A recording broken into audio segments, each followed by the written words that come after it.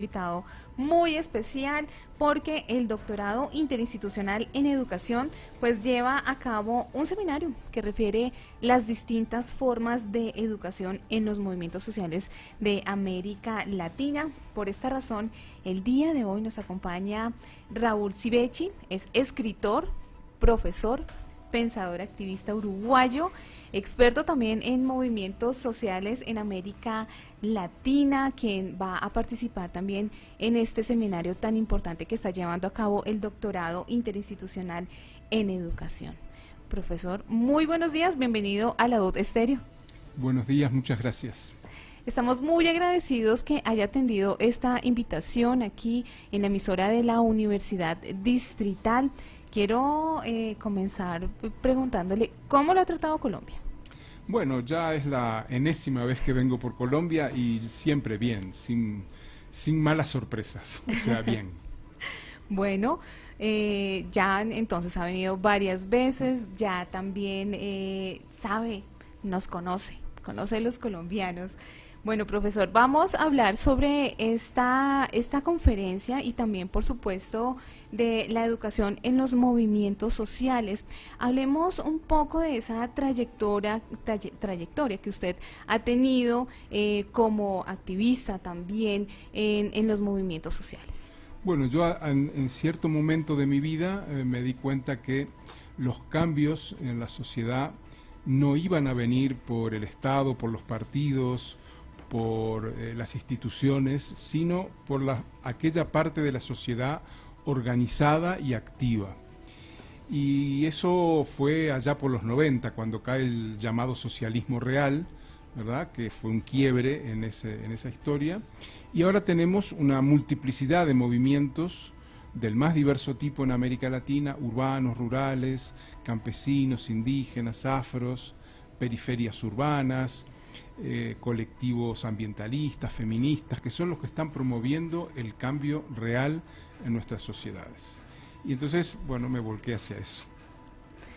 Bueno, hablemos también sobre esos movimientos sociales en América Latina, cómo, digamos, han cambiado, ¿no? ¿Tienen vigencia? ¿Cuál ha sido esa incidencia de los movimientos sociales? Bueno, la educación en los movimientos sociales. Bien, en cierto momento cuando los movimientos comienzan a activarse, sustituyendo muchas veces a los viejos sindicatos, a las viejas instituciones, como mencioné, aparece la necesidad de la educación. Y aparece por varios motivos. Una primera razón es porque los estados-nación, incluso en los buenos momentos de los estados, antes del neoliberalismo, la educación que recibían los sectores populares era una educación de mala calidad, ¿verdad?, o por falta de edificios adecuados, o por falta de docentes, o por una pedagogía que no se adecuaba. Por ejemplo, aquí en Bogotá, en los 80 hay una migración rural-urbana importantísima, 70-80, y los millones de familias que llegaron, millones de personas que llegaron a las periferias, se encontraban con que no había nada, no había viviendas, no había calles, no había luz, no había agua, no había escuelas. Entonces toman la iniciativa de construir escuelas, y cuando ven que en esas escuelas, o ya cuando el Estado empieza a construir escuelas, la educación sigue siendo precaria por la falta de docentes o por la escasa preparación de docentes para abordar la educación en esas camadas de población campesino, indígena, afro, que llegan de zonas rurales, bueno, ahí empiezan a reflexionar sobre la segunda necesidad, de una vez que está la escuela construida y que hay horario y presupuesto, de tener una pedagogía adecuada a las necesidades de esa población. Porque hasta los años 80, 90, el grueso de la educación de calidad estaba destinada a las clases medias. Y había una lógica de clases medias. Si usted ve hoy, incluso las actitudes sindicales de los sindicatos de la educación están muy focalizadas en la reflexión sobre la educación. Cuando digo clases medias me refiero incluso a los obreros, trabajadores con puesto fijo. Pero hay toda una camada nueva, que puede ser la mitad de las poblaciones, que es población informal, con trabajos precarios, etcétera, y con una historia individual y colectiva distinta a la de las clases medias urbanas. Entonces ahí aparece la necesidad de ensayar, de buscar nuevas pedagogías. Sí. Bueno, ¿cómo, digamos, ha incidido esas dinámicas neoliberales en la educación, ¿no? Por supuesto, en América Latina. Esto, de cierta manera, ha aumentado la brecha en la educación pública y privada. Sin duda. El neoliberalismo considera que el dinero que se destina a la educación, también a la salud y a otras cuestiones, es un gasto. Entonces el neoliberalismo busca reducir los gastos del Estado, achicar por lo tanto el Estado, porque hay una concepción macroeconómica de que no puede haber déficit, de que el déficit es algo negativo. En realidad lo que hay es una apuesta a trasvasar la educación estatal, la educación pública, a espacios privados.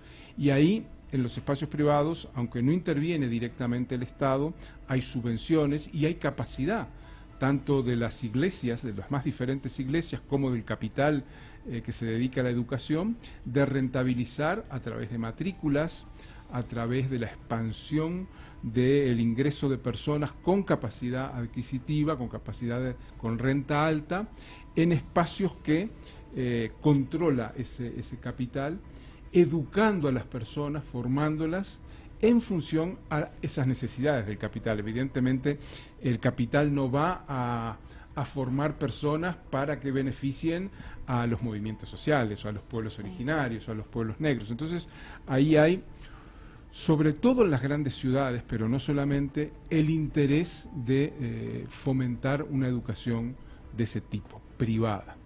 Hay varios niveles de educación privada, ¿verdad? Esto no es algo homogéneo. Hay una educación privada elitista o para personas que tienen una alta capacidad económica, pero en las periferias también hay educación privada, muchas veces de la mano de las iglesias, para personas de menores recursos. Y ahí también hay que entrar y ver, bueno, qué pedagogías, qué modos, qué maneras utilizan estos centros de enseñanza privada de educar, ¿verdad? Y nosotros lo que planteamos es que en cierto momento es necesario romper la dualidad sujeto-objeto y la subordinación de los estudiantes, de los alumnos, como objetos de conocimiento, ¿verdad? No como sujetos del conocimiento.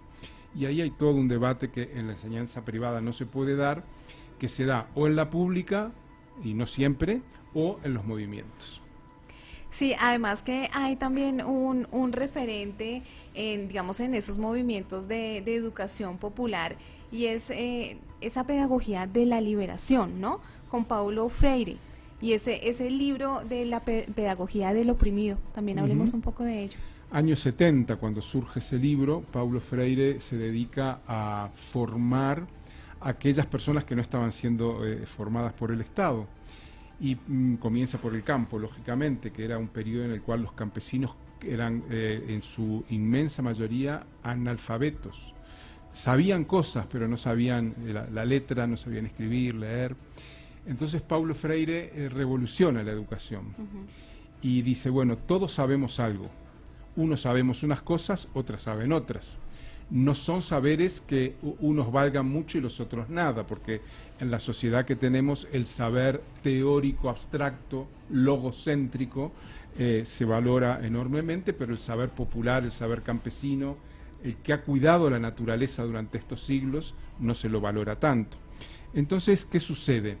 Paulo, como ejemplo, va al campo, habla con campesinos y les dice, hace un juego, ¿no? Les dice, bueno, vamos a jugar como si fuera un partido de fútbol y yo les hago una pregunta, si ustedes no saben, yo me anoto un gol y viceversa. Entonces él llega a los campesinos y les dice, un grupo ahí, ¿cuánto es la raíz cuadrada de 333? No sé, no sabemos, 1-0 gana Paulo. Ahora pregunten ustedes, ¿en qué mes se siembra el maíz? No sé, 1-1. ¿Cuál era el objetivo de Paulo? Mostrarles que él sabía unas cosas y ellos sabían otras, pero que ambos sabían, ambos tenían saberes, y que esos saberes pueden conjugarse, complementarse y no estar en una relación de jerarquía de unos con otros. Y esa fue una gran revolución. El libro de Pedagogía del Oprimido vendió en el mundo 1 millón de ejemplares. Sí, además también que ahí, profesor, también se crea como esa relación entre el sujeto y el conocimiento. Claro, claro. Y el sujeto del conocimiento no es el docente. El docente tiene unos conocimientos. Y aquí aparece después la pedagogía de Paulo Freire, la educación popular se va desarrollando, y él le da mucha importancia a los juegos, a la música, a las danzas. ¿Por qué? Porque dice, el sector popular no necesariamente escribe tesis, escribe papers, escribe trabajos, artículos periodísticos o lo que sea. El sector popular se expresa sus saberes o sus modos muchas veces a través de otras formas, ¿verdad?, que involucran el cuerpo, que involucran el movimiento. Entonces Paulo decide en sus trabajos crear pequeños grupos de no más de 8 o 10 personas, porque dice, en una reunión de 100, siempre hablan los mismos, ¿no? Los que tienen más facilidad de palabra, que en general son varones, las mujeres no hablan, los jóvenes no hablan. Entonces, en esos pequeños grupos que él les formula una pregunta para que la trabajen durante un tiempo, bueno, él dice, aquí van a hablar todos, y efectivamente hablan casi todos. Y más interesante aún es cuando es las devoluciones de ese trabajo a la plenaria, y ahí apelan a estas técnicas, a estos modos múltiples expresivos, ¿verdad? Y esto es muy rico, muy interesante, porque Paulo revolucionó, como dije, la educación. Bueno, entonces teniendo en cuenta, digamos, todo este panorama, ¿por qué hablar sobre los movimientos sociales en la educación? Bueno, porque hoy los movimientos han tomado la educación en sus manos. No todos, pero una parte importante de ellos la han tomado.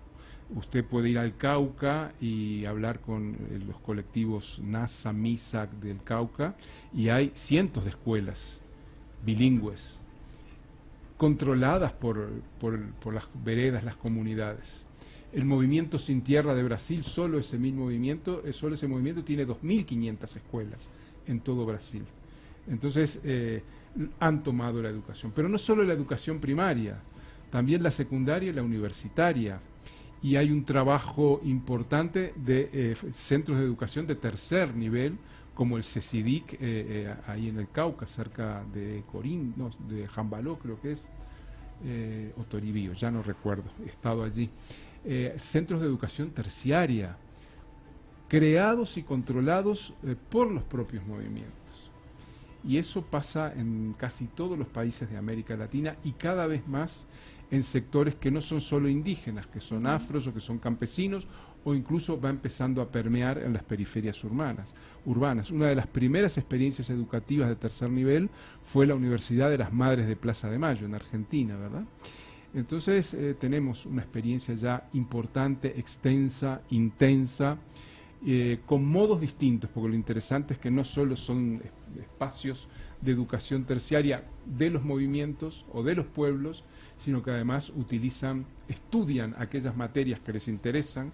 Evidentemente los campesinos van a estudiar veterinaria, agroecología, ambientalismo, ¿verdad? No van a estudiar derecho, o pueden que estudien derecho, pero le dan énfasis a estas carreras que inciden directamente en la autonomía alimentaria de los pueblos. Y eso yo diría que hay ya una veintena de universidades de los movimientos en toda América Latina. Aquí en Colombia hay varias ya. Entonces ahí podríamos hablar lo especial o lo diferencial, digamos, pongámoslo entre comillas, diferencial de la educación, ¿no? De poder enseñar de otra manera, de otras formas, por ejemplo, los saberes ancestrales también. Claro, se enseña haciendo, trabajando en grupo, en colectivo, y se enseña también algo que es lo que tú has mencionado, los saberes ancestrales.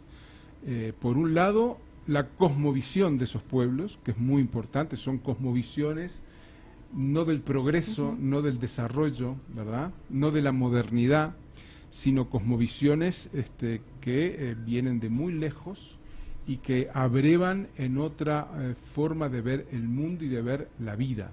No quiere decir que rechacen 100% la cosmovisión occidental moderna, ¿verdad?, sino que combinan. Sí. Y luego tienen un desarrollo especial de su propia espiritualidad.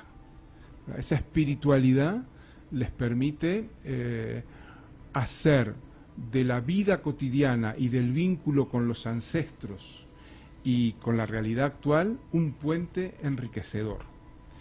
Durante la pandemia, yo hablé por teléfono, bueno, por Zoom, a varias docentes y docentes del Cauca, del CRIC, del Consejo Regional Indígena del Cauca, y le digo, bueno, y ahora que no hay escuela, ¿cómo hacen?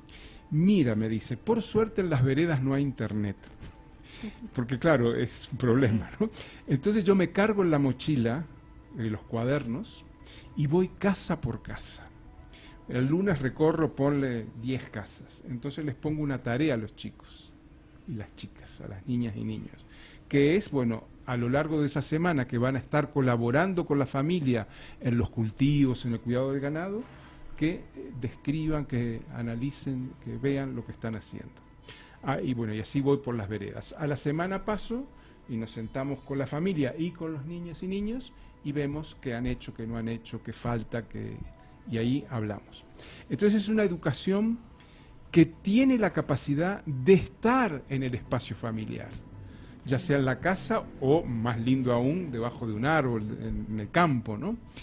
Y eso es una intimidad del sistema educativo mucho más interesante, porque lo que educa, en resumidas cuentas, es un clima pedagógico, un clima de confianza, que es lo que termina siendo el aspecto central de la educación. Y esto es muy, muy enriquecedor. Claro, eso se mantuvo unas semanas, unos meses y después volvieron a las aulas. Pero yo diría que sería bueno que los docentes no perdieran esa capacidad de estar con la familia, en el espacio propio donde los chicos hacen el grueso de su vida, ¿verdad? ¿Por qué? Porque de esa manera el vínculo se enriquece. El vínculo se establece entre la persona que articula la educación, la o el docente, y los colectivos humanos, y entonces aprenden otras cosas, y aprenden sobre todo de otro modo, y ven que pueden hacer de la Pachamama, de la naturaleza, una forma de autoaprendizaje. Mi pareja era docente hasta hace unos años, y uno de los años que ella educaba en la capital, en Montevideo, en la ciudad, pero convenció a los padres de hacer una huerta, un año, y otro año un hormiguero con vidrios, ¿no? Entonces, ya sea el hormiguero o la huerta, a la que trabajaban los niños, las niñas y las familias, se convertían en elementos centrales de la educación. Entonces tú podés hacer que una huerta o un árbol o un conjunto de plantas sean el nexo educativo y no solo el libro, la pizarra, ¿verdad? Que está bien, pero que solo eso es limitado porque apela a la cabecita, ¿verdad? Solamente, no a los sentimientos, no al cuerpo, no al movimiento. Y en esos momentos que participan las familias, crean vínculos entre familias y entre los padres y madres e hijos de otro tipo, que en general son conflictivos, jerárquicos, que haz la tarea, que come la comida, que no sé qué, que vete a dormir, que no juegues, ¿verdad? Sí, así como casi militar. Sí. Entonces aquí se ablanda todo eso y nos muestra que si somos capaces de comprender cómo se arma un hormiguero, por ejemplo, y los cambios que hay a diario en la observación del hormiguero, podemos comprender el hormiguero humano, ¿verdad? Estas ciudades de 10 millones que son tremendas, ¿no? Y que muchas veces las odiamos y odiamos lo que pasa en ella y pasamos la mañana entera antes de llegar al trabajo maldiciendo el tráfico, los coches y a quienes conducen. Y ahí no puedes maldecir a las hormigas porque son las que te están enseñando. Entonces, que la vida y la vida natural sea el sujeto de conocimiento nos coloca en otro sitio, sí, y nos enriquece y nos hace más personas, ¿no? Más seres humanos. ¿Qué hace falta, profesor, para que haya en América Latina esa integralidad, ¿no? Y ese cierre de brechas en temas de educación? Falta mucho. Lo primero yo diría que falta, y esto es incómodo de decir, es que las familias tomen en serio la educación de sus hijos y no los manden como quien manda a los niñas y niños a un depósito, ¿verdad? Ahí están 4, 6, si fueran 8 horas mejor, así no molestan, ¿verdad? Y ya después los recojo, ya cansados, llegan a casa, se duermen y ya tranquila puedo ver la tele, tranquilo puedo leer el periódico, lo que sea. Esa es una. Luego, que los docentes no crean que la educación, yo sé que muchos no lo creen, no está centrada en el salario, o sea, que no se trabaja para ganar un salario, que no se hace docencia, sino que el salario es una parte de toda la cuestión. Lo central son las niñas y niños. Para ellos estamos en el aula. Y lo tercero es que los actores, tanto estatales como privados, sobre todo los estatales, habría que pedirles o exigirles, en vez de poner trabas, no, porque salir del aula, entonces hay que hacer papeles para salir del aula, para salir a pasear por el campo, ¿no? Faciliten, no pongan trabas. Y no crean que la currícula y el cumplir los objetivos es el centro de la educación. Hay un colectivo en la Sierra Peruana, Pratec, les recomiendo que lo lean, Reinaldo Rengifo, que tiene un librito, folletos que publican muchos, La educación es estar feliz. Parece una tontería, ¿no? Pero si tú haces algo que te potencia tu humanidad, tu alegría de vivir, bueno, estás aprendiendo, ¿no? Claro, si te sientan en una silla, te dejan duro todo el día y si te mueves te meten Ritalina y otros tranquilizantes, es una tortura, ¿verdad? Entonces el niño ahí no aprende. Y yo siempre le digo, ¿saben ustedes que Einstein reprobaba matemáticas y lo terminaron sacando del colegio porque era malísimo en matemáticas? ¿Por qué? Porque lo obligaban. Y Einstein fue un genio, ¿verdad? Hace un siglo. Entonces no podemos sobreestimar el aula, la currícula, la aprobación, la calificación. Eso viene después. Ya hay o sea, yo le digo a los padres, en el caso del fútbol, por ejemplo, que muchos en mi país hay lo que se llama baby fútbol, fútbol infantil. Y las madres y padres van a los partidos y les gritan y los insultan a los hijos y juegan mal. Pero claro, imaginan que el niño les va a salvar la economía, ¿no? Todos van a ser James o van a ser Maradona, o sea, es un delirio eso. En las escuelas reales de fútbol a los niños los ponen a divertirse con la pelota. No cuentan los goles. En las playas de Brasil juegan y juegan y juegan al fútbol y no cuentan los goles, no hay competencia. Juegan para divertirse, para hacer maravillas, para hacer trucos, ¿no? con el balón. Y ya tendrán tiempo de entrenar y de un niño de 7, 8 años que le apasiona el fútbol, no puedes meterle, porque entonces va a llegar a los 20 amargado, ¿verdad? Ya tendrá tiempo después de los 15, 16, que se divierta jugando. Después ya se pule la técnica, se adquiere la disciplina, pero entrar por ese camino es el peor de todos y cuesta aceptarlo, cuesta mucho aceptarlo. Mi hijo no es un instrumento para que yo realice mis sueños o mis fracasos, o un instrumento para el éxito económico, ¿verdad? Ahí hay muchos casos, por ejemplo, Steffi Graf, que fue campeona de tenis, se quejaba mucho del padre que poco menos que la torturaba si perdía un partido, ¿no? La torturaba psicológicamente, ¿no? Entonces, queremos niñas y niños y seres humanos felices, alegres, divertidos, no que ganen un campeonato pero estén amargados toda la vida, ¿no? Y eso se consigue por otras vías que las que estamos ensayando. Muy, muy importante esa reflexión que nos está haciendo ahora. La felicidad, ¿no? La felicidad de los niños de poder, digamos, tener esas futuras generaciones un poco como más conscientes y realizadas, ¿no? Porque si los niños no son felices el día de mañana, pues, como bien lo mencionaba profesor, serán unos amargados. ¿Cuál es ese papel que tienen las instituciones de educación superior, las universidades públicas, frente a la educación en los movimientos sociales? Bueno, apoyar, no condicionar. Y cuando digo apoyar no me refiero solo a recursos, porque siempre se habla, faltan recursos, ya es como un mantra eso, faltan recursos. Sí, faltan recursos, pero sobre todo lo que falta es interés, dedicación, escucha. porque yo quiero saber qué quieren aprender, qué quieren las familias que sus hijos aprendan y qué quieren los niños y las niñas aprender. Y hoy en día hay muchas niñas que quieren jugar fútbol, ¿verdad? Sí. Porque está de moda, bueno, que jueguen fútbol, ya tendrán tiempo de hacer otras cosas. Creo que se trata de ayudar a convertir esos saberes ancestrales que tú o usted, no sé cómo prefieres que te diga, que decías hace un rato, los saberes ancestrales en modos pedagógicos, ¿verdad? Porque eso es importante, hay modos pedagógicos. Enseñar en y con la naturaleza es una cuestión muy distinta a enseñar pegados al aula. Yo siempre traigo un ejemplo que es, hay un librito de eso, El tejido andino.